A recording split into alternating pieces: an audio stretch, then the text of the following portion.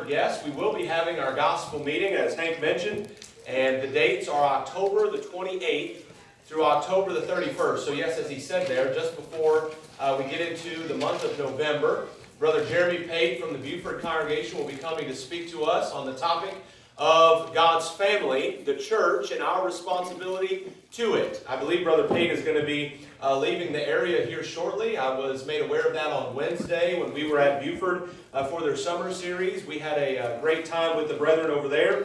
They were studying the theme for the congregation for the year, which was to launch, that is to launch into a missionary mindset. And I had the last lesson of the summer series focusing in on God receiving and being worthy of all the glory in our missionary efforts. And it was a blessing to be there with those brethren and all the work that they are doing. And of course, Brother Pate has been there with that congregation for a little while now. And we look forward very much to him coming our way before he heads off into another work. And I'm sure we'll learn more about that. But he will be speaking to us regarding the church and the family of God and our responsibility to it. So we look forward to that very much. And as Hank also mentioned, have the opportunity to go out into the community in what we call soul seeking. Some folks call it door knocking, and that's fine. It's essentially door knocking, although we don't knock doors. And our purpose is not just simply to go out and, quote, knock doors. Our purpose literally is to go out and seek souls. We are looking for souls. We're interested in finding those that have a good and an honest heart, as Luke will explain to us in what Jesus gives as the parable of the sower in Luke chapter 8 and verse 15. And so we're looking out into the community, and we're trying to find folks that we can get to know, that we can study with, and that hopefully will be interested in spiritual things. Paul writes to the brethren in Corinth in 1 Corinthians chapter 11 and verse 1, "Be followers of me, even as I also am of Christ." We see then Paul giving Titus the instructions regarding qualifications of elders in Titus chapter 1. And he states there in verse 8, "A lover of hospitality, a lover of good men, sober, just, holy, temperate." There is instruction, there is guidance within the Scriptures for us regarding our seeking out men, our seeking out those to whom we should be imitating, to those to whom we should be studying and further inquiring of, so that we can follow and that we can become more fine-tuned in our service to the Lord. And we likewise see in the book of Hebrews in chapter 11 what we call as the Hall of Fame of Faith. It's been described that way before, and at the end of this chapter, the Hebrews writer concludes there in chapter 12 and in verse 1, "Wherefore, seeing we also are compassed about with so great a cloud of witnesses, let us lay aside every weight and the sin which doth so easily beset us, and let us run with patience the race that is set before us, looking unto Jesus, the author and finisher of our faith, who, for the joy that was set before him, endured the cross, despising the shame, and is set down at the right hand of the throne of God." Yes, indeed, Jesus is our ultimate example. He is the one that we look to and that we think of and that we follow after on a daily basis. But we also have throughout Scripture many, quote, all-stars that we can look up to, that we can study and that we can learn from in our efforts to serve our Father in heaven. The Hebrews writer will explain there in the 11th chapter and in verse 6, "But without faith it is impossible to please him.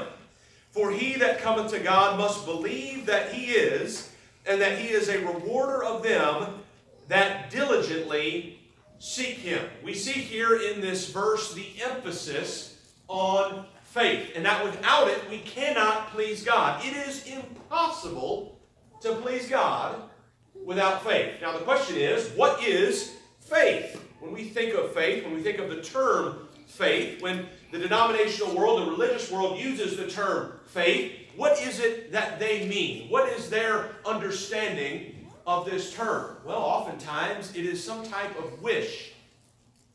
It is some type of hope where we really don't have much evidence, we really don't have much assurance that it could really be achieved, but we're just kind of stringing ourselves along, being tossed about in the wind, and hopefully we land on the right spot. I have faith that it's all going to work out okay for me. Well, that's not the kind of faith that God expects. That's not the kind of faith that God actually requires as it's described here and laid out for us here in this very chapter. There are several men who we could be imitators of, who we can be looking to, that are good men, that we should fall in love with regarding their faith in the Lord. Let's look at several here in this chapter. Let's begin by looking at Abel. Verse 4, by faith Abel offered unto God a more excellent sacrifice than Cain, by which he obtained witness that he was righteous, God testifying of his gifts, and by it he being dead yet speaketh. We see the account of Abel and Cain in Genesis chapter 4. In Genesis chapter 4. Check with me there on that reference. This morning in our Bible class I ended regarding Jesus being our one and only mediator, referring to 1 Timothy chapter 2 and verse 4. And my lovely wife came up to me right after the class and said, "That's not the right verse." And I went and looked and she was right. It wasn't the right verse. It's verse 5. It's not verse 4. So I hope that you got your Bible open. I hope that you're checking my references and what it is that I'm quoting and referring to here. Because guess what? I don't have the answers. God does. And we need to make sure that what we are studying, what we are learning here is from God. I'm not the authority, folks. God is. And so look with me here in Genesis chapter 4. We see the account of Cain and Abel.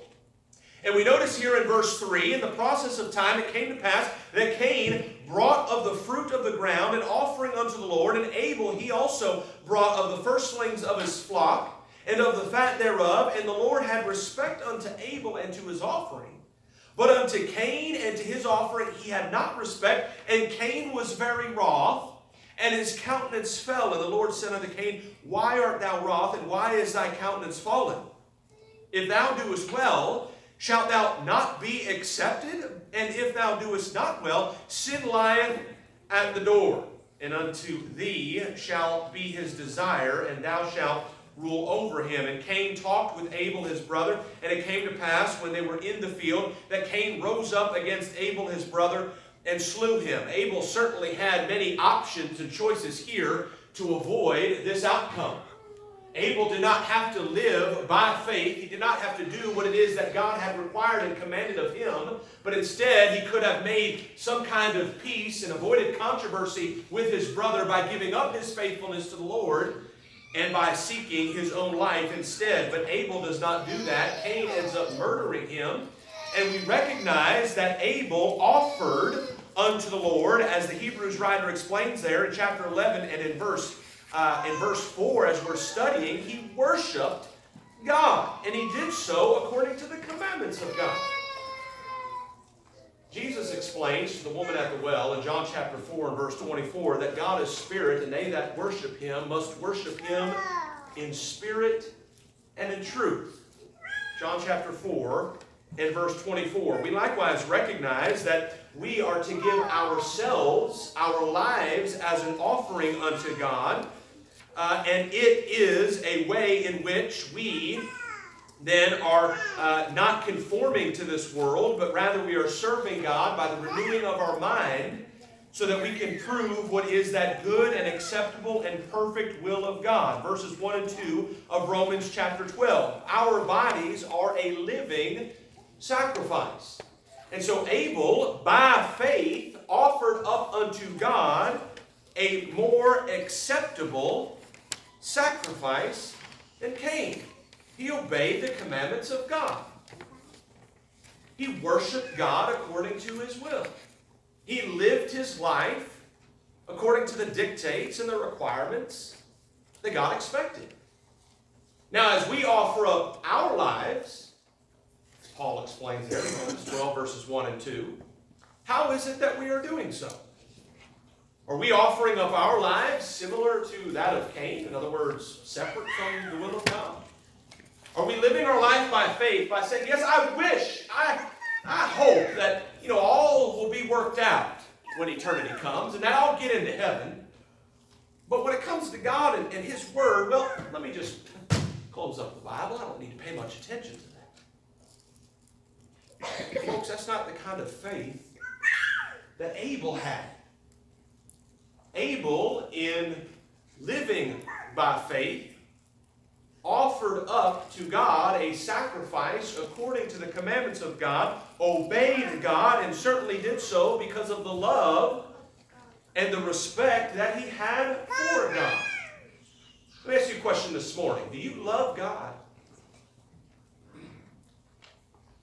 Do you love God? You know, Larry just presided over the Lord's Supper and explained to us there the great love that God has for us.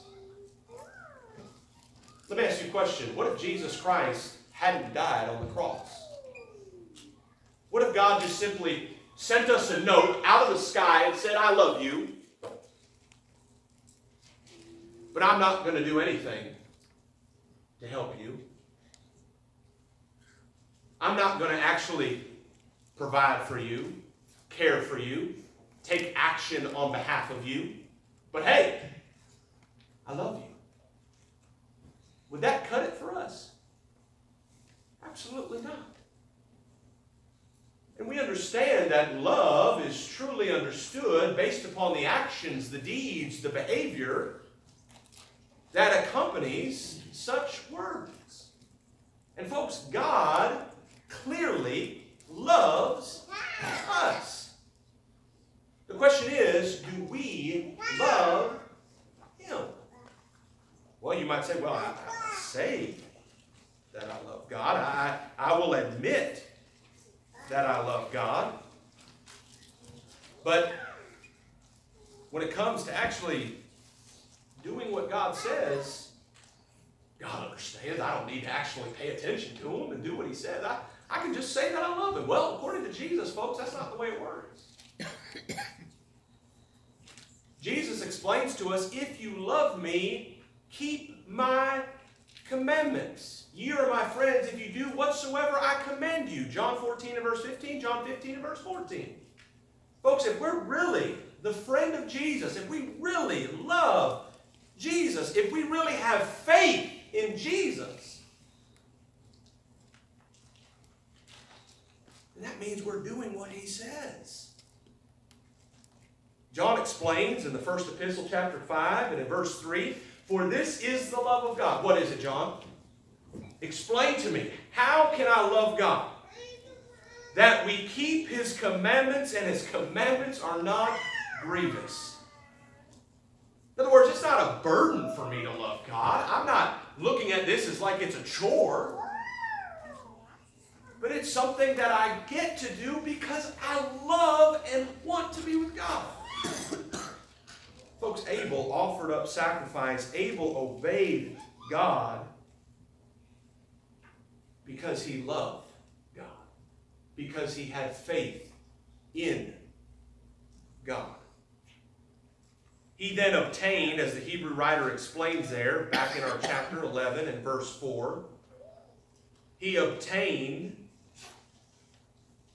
witness that he was righteous. Now wait a second. Folks in the religious world are going to tell us that we can't be righteous. They're going to tell you there's no way you can ever be righteous. Well, according to this verse, we see that Abel, he's righteous. Let me ask you a question. How is it that Abel obtained such a status? Well, John explains in the first epistle there, once again, in chapter 3 and in verse 7, little children, let no man deceive you. He that doeth righteousness is righteous, even as he is righteous. Peter will explain regarding the conversion that would eventually come of Cornelius and his household in Acts chapter 10, as God is explaining unto Cornelius, or unto Peter rather, that he should be preaching to Cornelius. Peter then explains in his explanation to Cornelius as to why it is that he's about to do what he's going to do.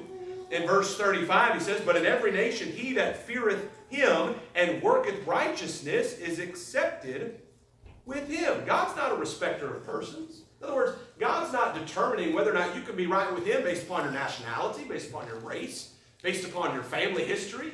He's not saying you're okay and you're not okay. Rather, God determines and judges that based upon whether or not one is actually doing righteousness.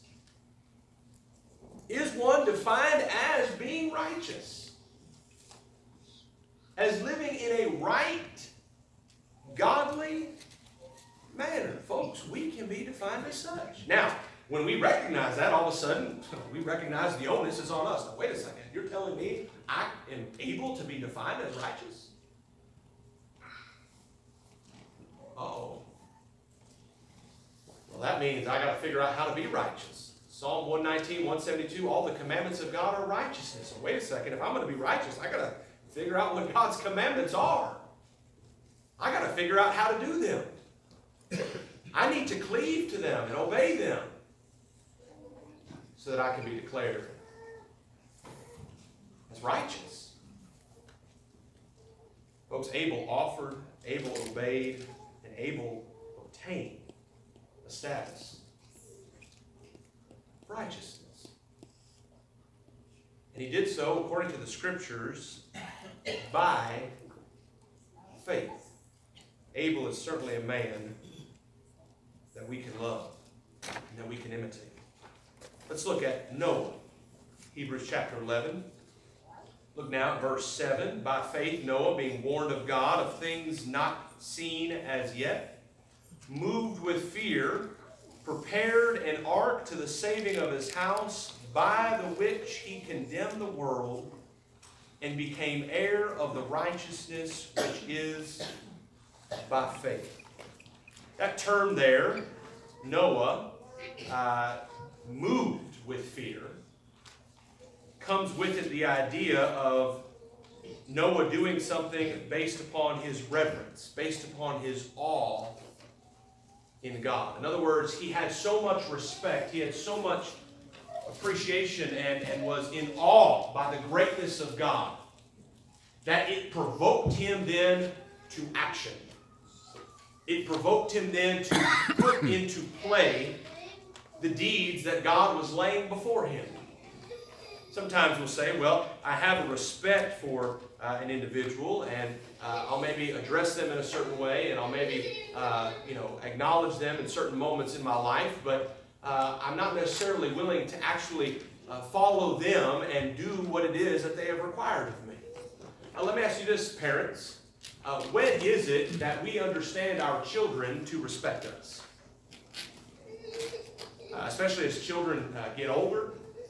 We've learned after they pass the, quote, terrible twos, then they really, increase their vocabulary. They learn how to speak and do all kinds of things. And believe it or not, children have a mind of their own. Did y'all know that? We're learning that day by day. And we understand that they have an idea of respect, and it's much different than our idea of respect. And sometimes we, as God's creation, we as God's physical children are sometimes thinking in a very similar way. Well, I respect God. I have a Bible closed over here by my bed. I maybe, on occasion will speak to Him. But when it comes to actually being provoked on a daily basis to do what it is that He requires of me, when it comes to actually living for Him, no, I don't have respect. And therefore I'm not likened unto Noah here. Folks, Noah was having to do something contrary, counter to the culture in which he lived. He was building something for a purpose that was not understood. He was living and preparing for an event that was unknown and unrecognized by the world around him. The Hebrews writer even explains here that he is being warned of God of things not yet seen. And likewise, throughout this context, we see that there are several other instances of those that were doing things not based upon what it is that they could see, but rather they were doing things based upon their trust in the promises of God, even though they could not see the things that God was speaking to them of. Notice Abraham, for example. Verse 8, by faith, Abraham, when he was called to go out into a place which he should after receive for an inheritance, obeyed, and he went out, not knowing whither he went. By faith he sojourned in the land of promise as in a strange country, dwelling in tabernacles with Isaac and Jacob, the heirs with him of the same promise. Folks, what we're learning here is the forefathers, those that are living by faith in this great chapter, were doing so based upon the things that they could not see, and were acting and behaving contrary to the world that was around them. Noah building an ark before a sinful people, a people that had become evil in their every imagination, Genesis chapter 6. Abraham leaving the country that he knew, obeying the commandments of God, going unto a land that was separated from his family, separated from his history and his background, based upon the promises that God provided him. Genesis chapter 12, beginning there in verse 1. Now the Lord had said unto Abraham, Get thee out of thy country, and from thy kindred, and from thy father's house, unto a land that I will show thee. Why? Well, I will make of thee a great nation, and I will bless thee, and make thy name great, and thou shalt be a blessing. And I will bless them that bless thee, and curse him that curseth thee, and in thee shall all the families of the earth be blessed. Folks, Abraham doesn't have a clue what all that means. As a matter of fact, as Abraham would go on to live, God would command him and require him to offer up Isaac as a sacrifice. Abraham not understanding, not being able to see how it was that this was going to benefit, or how this outcome was going to even maintain and align with the very promises that God had given him. Wait a second, God. I thought it was going to be through my seed that all the nations of the earth would be blessed, and you want me to now sacrifice my very own seed? I don't see how this is going to work out, God. I don't see how this is going to play out to my benefit or to yours. So the Hebrews writer explains for us there in verse 17 beginning, by faith, Abraham, when he was tried, offered up Isaac. And he that had received the promises offered up his only begotten son, of whom it is said that in Isaac shall thy seed be called. Accounting that God was able to raise him up even from the dead, from whence also he received him in a figure. Abraham says, you know what? I'm not 100% sure how this is going to turn out to align with the promises of God. It sure doesn't seem like those promises are going to come to fruition if you're asking me to offer up my only seed. But I guess you'll raise him up. Folks, Abraham, Isaac, Jacob, Noah, they lived in a world and in a set of circumstances where the outcome was unknown, where the benefit to their life was not understood, where the land, the promises, the very result of their deeds was not seen. But their response was not to sit down, enjoy the luxury of their life, to declare that they have faith while just kicking back and saying, it'll all work out, God will take care of it. Rather, the response in each one of these cases is a response based upon trust and the full assurance that by doing God's commandments, even though the end result was not seen, was not understood, was not able to be comprehended in that moment, that His promises would come to fruition, and that by cleaving to His will and His commandments based upon their love and their longing to be with Him would result in their benefit. Now, folks, let me ask you a question. Do you have faith in God? Do you really believe in God's promises? Do you really believe that God wants you to be in heaven? If you do, then what are you doing about it? Are you living based upon the world that you see? Are you living based upon the luxuries and the comforts that surround you on a day-to-day basis?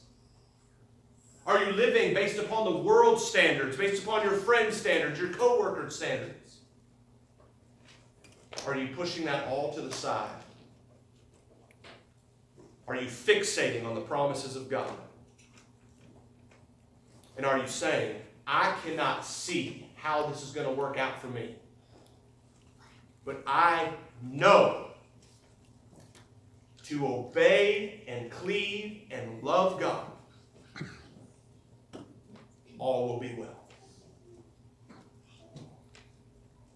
And I will be acceptable in His sight. These are some great men that we should love, that we should imitate, and that we should look to, who lived by faith, even in the midst of so much going against them. Are you living by faith this morning? Brother and sister, if you have started living by what you see, rather than by what you know in God's commandments, turn it around this morning. Turn it around this morning, right now. Turn it around. Walk out this door with the commitment and the dedication that I'm not going to allow the world and my surroundings to determine and influence how I'm going to live my life any longer. I'm going to live by faith like Abel, like Noah, like Abraham, Isaac, Jacob. If you're here this morning and you're not yet a child of God, you have the opportunity to become one by faith. Genesis chapter 3 and verse 26. The next verse explains how that's done. It's done by putting on Christ through baptism. Verse 27. Have you been baptized into Christ based upon your belief and confession in Him as He requires? Mark chapter 16, verse 15 and 16. Romans chapter 10 and verse 10. If not, you have the faith this morning to obey the gospel and to do so. If you have any spiritual need, won't you please come forward as all together we stand and sing.